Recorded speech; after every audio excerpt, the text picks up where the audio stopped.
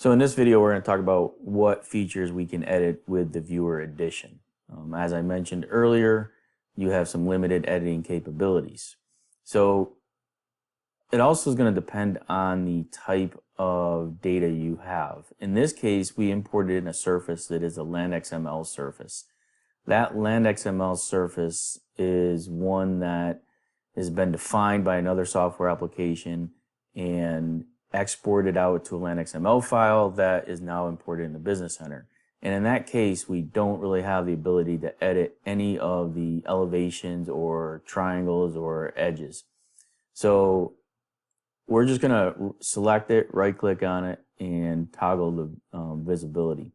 We're going to take a look at reviewing that surface and talk about flags in a following video. The line work, however, is something that we can manipulate, and even some of the point information. So if I was to select on a point, right-click on it, and go to its properties, you can see here that there's some information that I can modify and change. So I could put in a description of this point. So, it might be set by surveyor or something like that, just giving it a little bit more information about that particular object.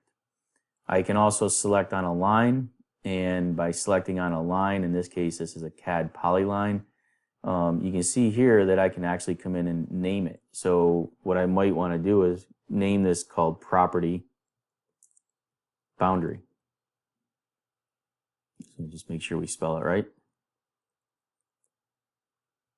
I could do the same thing with my line work. So if I was to select on one of these lines, like this is the back of curb, or the bottom of curb, sorry, and this is the top back of curb, I could come in here and you can see the name is curb 1A TBC.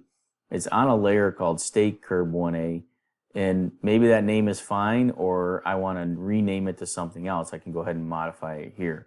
You can also change the color of the object. So yellow doesn't show up real well out in the on the controllers with a white background, so we try to avoid yellow.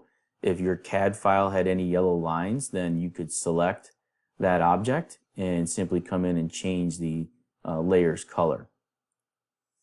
Some other things you can do is you can do some basic editing. If you were to right-click on select the object, then right-click and click Edit, you're going to notice that you have basically a not licensed command. So whenever you see this, that just means that you don't have the license for that command to function. So, however, you can use these grips to grip edit these objects. So if I needed to move, let's say, this construction fence out a little bit and change its location, I could do that simply by grip editing. So I have some, vertical editing that I can do, and I can also change the elevation of it. So you can see over here, whatever objects are under properties that are in blue, you can modify. So let's say that the building pad, you can see it's at 0 elevation. Maybe you want to set it at the finished floor elevation. I could come in here and I could say, the elevation of this is 50, or let's make it's actually more like 25. Right, so you can see that I've elevated that polyline, and now it's at an elevation of 25, which then I could use and stake out. I'm just going to go ahead and set it back to 0. So that's pretty much some of the basic editing that you're going to be able to do with the viewer edition.